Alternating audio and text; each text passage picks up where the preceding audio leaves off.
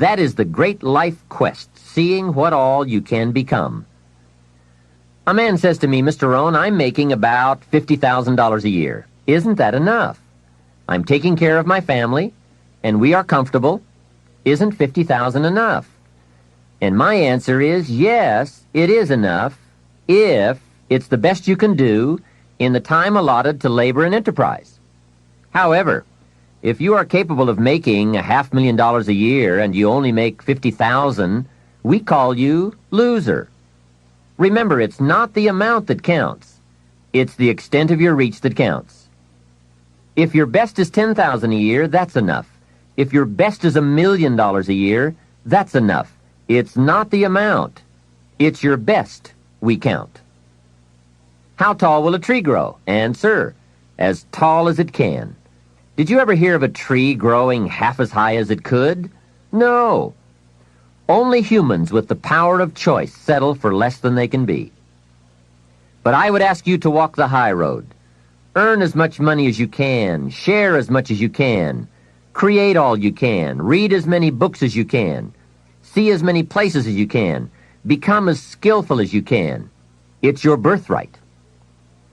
Now, part of the learning to live on 70% falls under another fundamental, which we will cover in another session in this cassette program, that talks about lifestyle.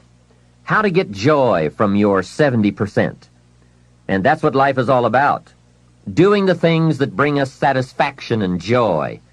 But before we move on to this subject, let me add a few closing notes on the subject of a good financial plan. I've come up with the major role of grandparents in this country.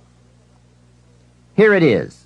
The major role of grandparents in this country should be to teach their grandchildren how to be wealthy, cultured, and happy, just like me. Grandparents should not have to say, I've worked all my life, now I need help. They should be able to say, I've worked all my life, now I can help. If you are not financially independent by age 40 to 50, it doesn't mean you live in the wrong country. It doesn't mean you live in the wrong community. It doesn't mean you live at a wrong time. It doesn't mean you are a wrong person. It doesn't mean you have the wrong chance. It simply means you have the wrong plan. I discovered you can be a nice person with the wrong plan. You can be a sincere person with a poor plan. And remember, it's not uncommon. Everything by longevity tends to get off course. When they make a moonshot, it isn't the first set of the guidance systems that serves for the whole trip. They have what is known as mid-course corrections, those fine-tuned changes that set you on a more certain course. And on the way to the destination called the moon, they are so important. Hey, if there's one objective you don't want to miss, it's the moon. Now, if you will make wealth and financial freedom that important a necessity, you will have the highest chance to arrive. Next, if you have not done so in a while, or if you have never done so, put together a financial statement. When I first met Mr. Schoaf and we talked about financial independence, he asked me if I had a current financial statement. I said, "What is a financial statement?" So I got my primary education in taking a picture of where I was financially.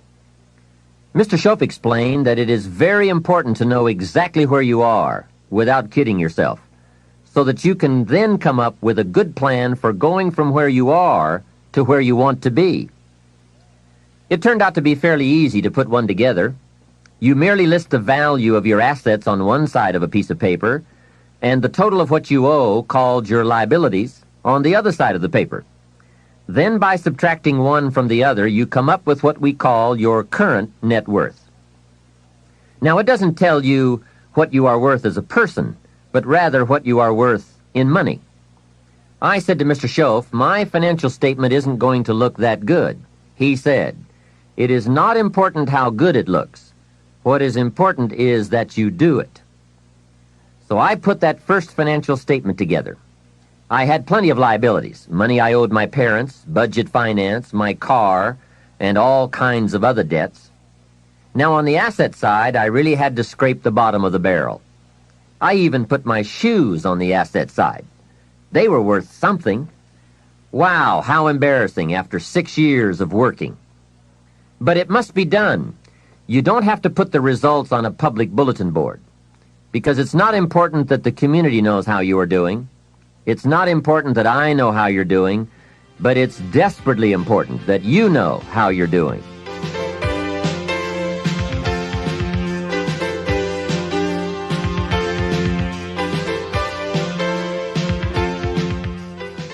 Here are some other points. First, keep excellent books, not only for tax purposes, but for yourself, your financial future, and for your own sense of self-worth.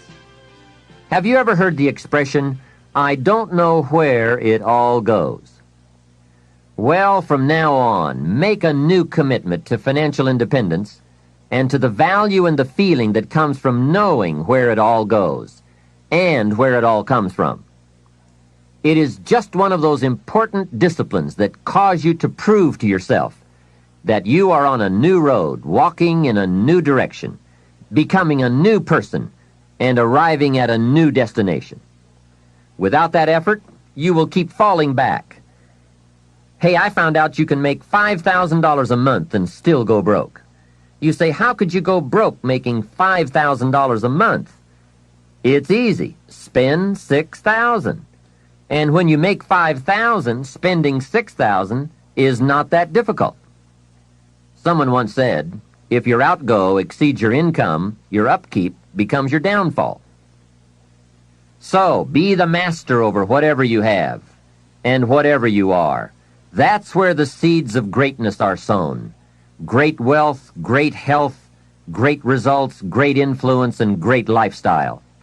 Take interest and even delight in doing all the small things well. It makes you a sophisticated person who knows where the beginnings of wealth and happiness are. There's a Bible phrase that we could quote here that would be appropriate. It says, if you will be faithful over a few things, the small things, you will someday be ruler over many things and major things. That's it. That's the philosophy that counts. Surely life is reluctant to hand a fortune to someone who constantly messes up his paycheck. It's not the amount that counts. It's the plan and the faithful discipline of that plan that counts. The disciplines are those ingenious keys that unlock the door to the kind of person we really want to become. And becoming attracts all those treasures and values that most anyone would call the good life. Life in abundance, life in productivity, life in enterprise, life in influence, life in style. Now, to wind up this rather lengthy subject, let me close with this. Mr. Schultz's best instructions to me in those early years were to develop a new attitude about myself, and a new attitude about all the principles that it takes to make life unique. Develop a new attitude about taxes, about paying your bills, about the marketplace, opportunity, your chances, wealth, activity, prosperity, service, productivity. Let me give you a good example of my old attitude. I used to say, I hate to pay my taxes. Schultz said, well, you can live that way if you want to. That's one attitude. I was a bit perplexed. I thought it was the only attitude. How strange. I used to say, I hate to pay my bills. And he said, well, you can live that way if you want to. I thought it was the only way. I used to say, I hate to part with my money. He said, that's one choice for lifestyle and attitude. I thought, could it be that there is another way to feel about it?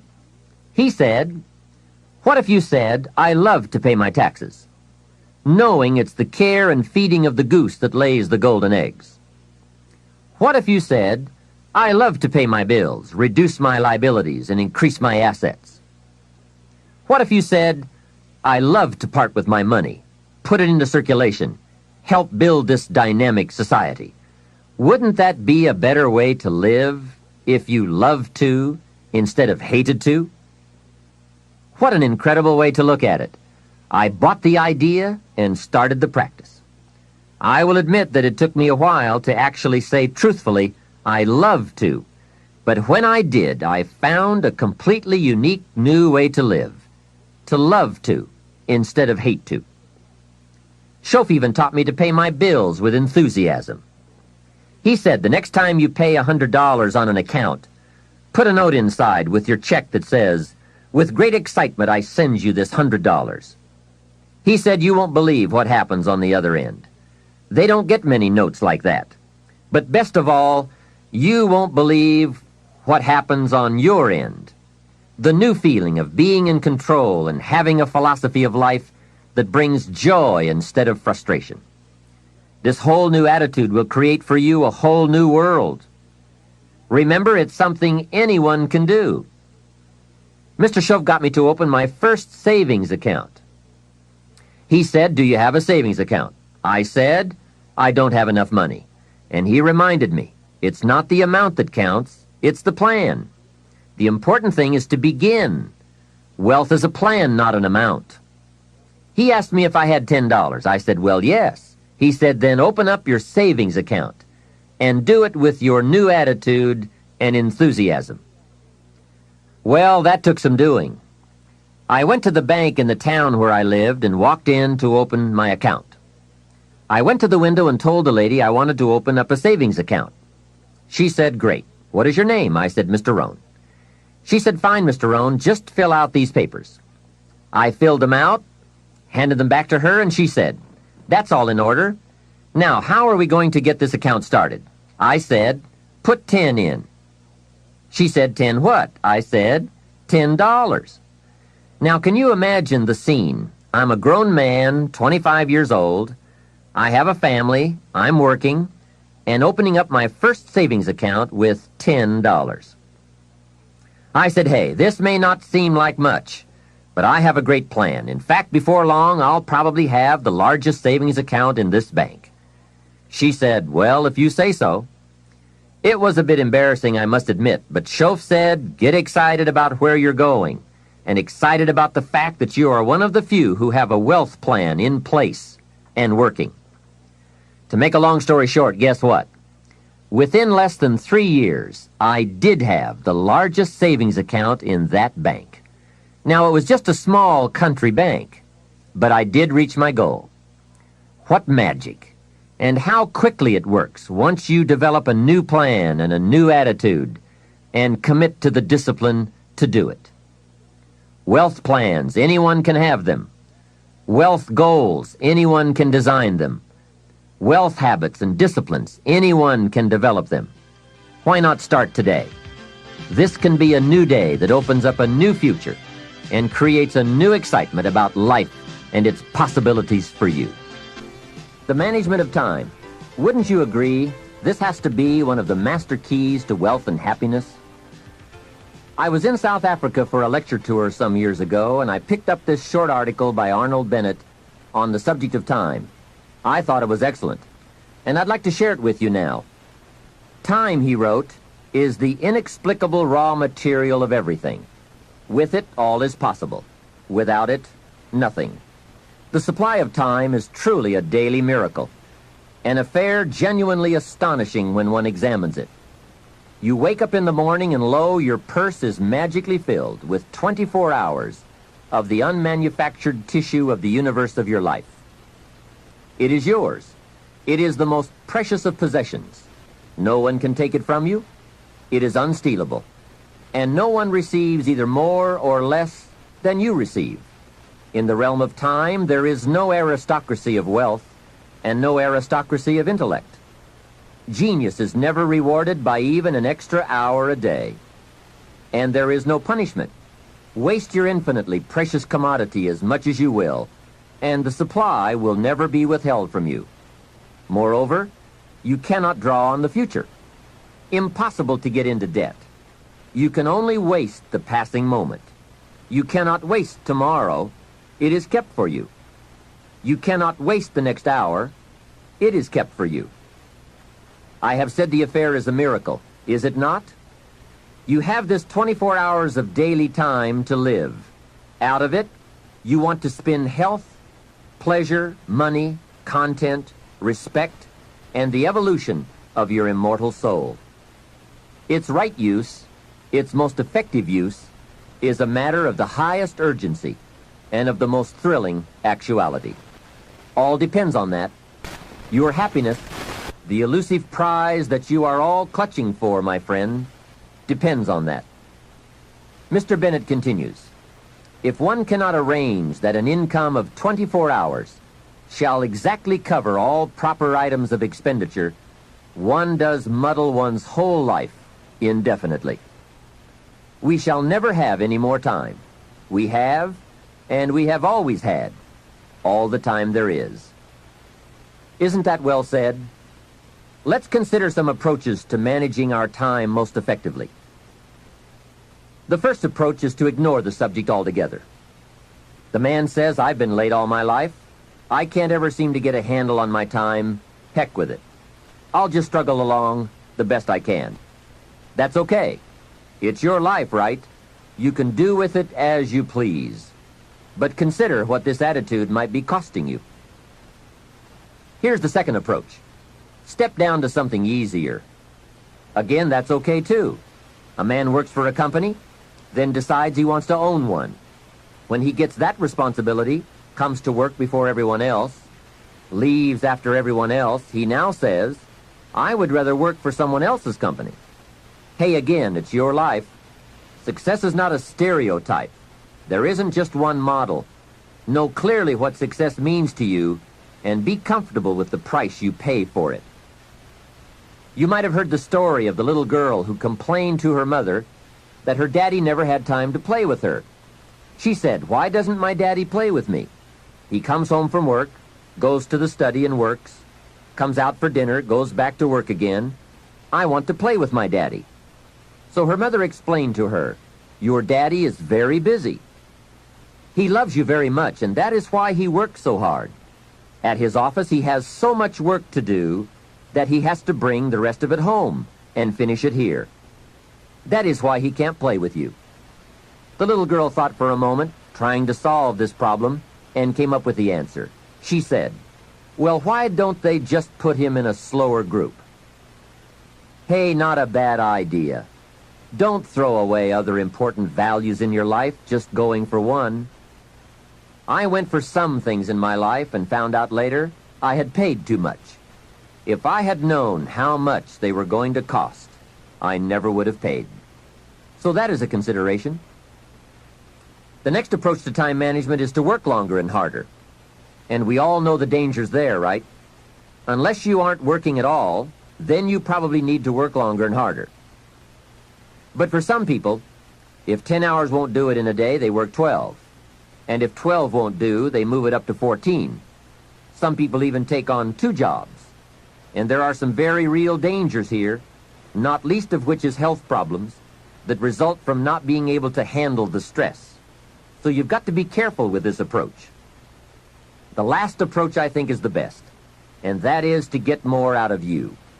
In the time you have assigned to labor, make the hours more valuable. The key is not to work harder, but to work smarter. If you're putting in about 8 or 10 hours a day, 6 days a week, that's about it. You can't work much harder. But remember, it's not the hours you put in that counts. It's what you put in the hours. Get more from you to make the investment of time more valuable. And no telling how valuable you can become. We don't lack the capacity. We only lack the ideas and the will and the discipline to carry them out. In considering the subject of time management, remember that a big part of the key for changing is to take it in small steps. Most of us don't make revolutionary changes. We change a few degrees at a time. When you get some life momentum rolling, it's not that easy to make all the changes all at once. Hey, you can't whip a U-turn with the Queen Elizabeth II. When that big ship gets moving, they say it takes 7 miles just to get it stopped. So when it's really moving, you just have to nudge it a little, and finally you get it turned. That's a lot like our lives. A few nudges at a time. But if you're consistent, you can't believe the progress you can make in a fairly short period of time.